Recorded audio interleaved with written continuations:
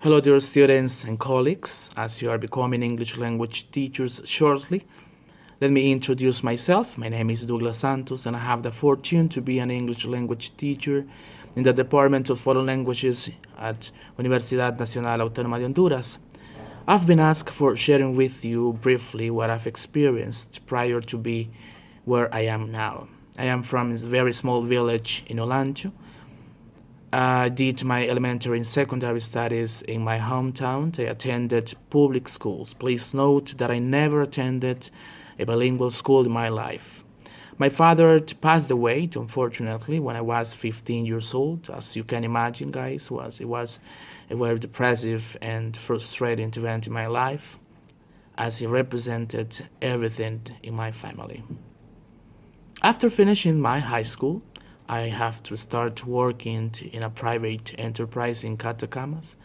So as you can figure out, I could not start my university studies right after finishing my high school. It was until 6 years later in 2011 when I was 24 years old when I could register to myself in the program of foreign languages in the teaching of English at the UNA. That was the beginning of my dreams because I really wanted to become a teacher of English, but as everything that is worth doing is not easy to face really. During my 5 years of studying in the university, I had to move 12 times to different places, to different neighborhoods.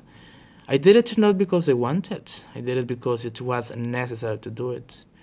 For some people, that means a demotivating process, and sometimes some people can't give up. But for me, it was totally the contrary. Those scenarios helped me to try harder and continue pursuing my dreams. I wanted because I always bear in mind what I wanted to be, and I wanted to be an English language teacher. Tears fell down and covered my face many times because of the situation. Every time that I had to move, it was frustrating, was demotivating. But I really wanted to continue to carry on the process and finished my studies. By the middle of 2015, I could finish my program successfully, and as every effort we make in life has a reward, I was offered a teacher position in the university. Yes, you heard very well, a teacher position. I was in shock because I always dreamed of becoming a teacher of English in that university, but I never expected it could happen that early.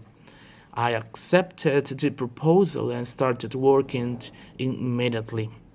By late 2016, I heard about a scholarship and international training program for teachers that the UNA had just launched by that time. I decided to apply, but being honest with you, my possibilities I thought of, there were not too many.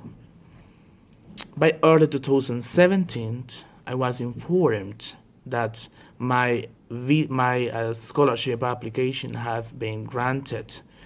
It was so motivating event. I was really amazed by that information. To study my master program in applied linguistics and TESOL, teaching English to speakers of other languages, at Newcastle University in the United Kingdom, where I am now. But that was just the beginning, the starting point of the process to this adventure. The scholarship covers the fees, the university fees, the living expenses, and the flight tickets for coming and returning home. All what is involved in all what was before coming to England, it had to be dealt by the student. That meant I had to go to Costa Rica first and then to Panama to take the English language certification exam for complying both the university and the home office for visa requirements. After taking the exams, it was necessary to travel to Colombia for a week for the visa application. And guess what? The first time I applied, my visa was rejected. I couldn't believe it because I was really, really sure that it could be granted, but for any reason there were some administrative issues, and unfortunately I couldn't have it. By that point, I reached a specific moment in the process where I wanted to give up because I had spent lots of money traveling and paying for different papers and documents.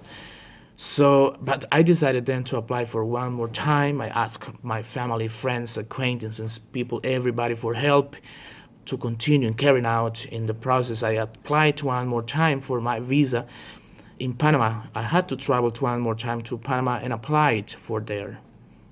In this opportunity, Newcastle University helped me with the process, and finally I could have my visa. It was difficult because by that time the university had advised me that I had only a few days for coming and start my program. So it was necessary to go and change the flight date. So that means I had to pay a penalty to the airline for changing the date. It was a high cost, but it was necessary to do it. Finally, I could make it, and I'm here.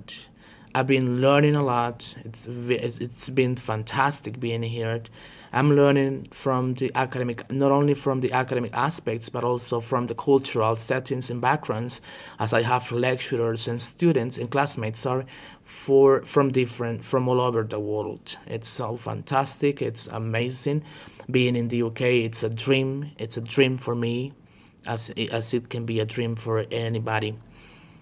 But the problems continue, and 3 months ago, my mother passed away. It was really sad. It was really terrible because we were very close. She was not only my mother, but my friend. And unfortunately, I couldn't travel to Honduras because of the travel is very expensive, the flight tickets, and it takes me 2 days in getting home. So I couldn't. I decided not to go, and but life goes on. And my mother always wanted me to finish this program, so I have another reason to continue and fighting harder to get my dreams come true. My core message for you guys is please never stop trying, never please give up. On the contrary, go and follow your dreams with courage, with determination. Any obstacle you may face in the process can be overcome as long as you want it. During the process, we may face with terrible situations, even with some people that may tell us that we can't make it. Please do not pay attention to those people. Please do not pay attention to them. Cover your ears and continue fighting for your dreams. Please always bear in mind that life is exactly as a roller coaster. Sometimes we are up, and other times we are down. But you know what? Our life is always going forward. Be resilient. If I could, you can. Should you need any advice, do not hesitate and contact me. I will be very happy to help you in any information you may need for these kind of purposes. I hope you can find these experiences motivating, and more importantly, may you realize that you were born to succeed. Thank you very much for listening. Thank you very much for letting me to share my experiences with you. Have a wonderful day.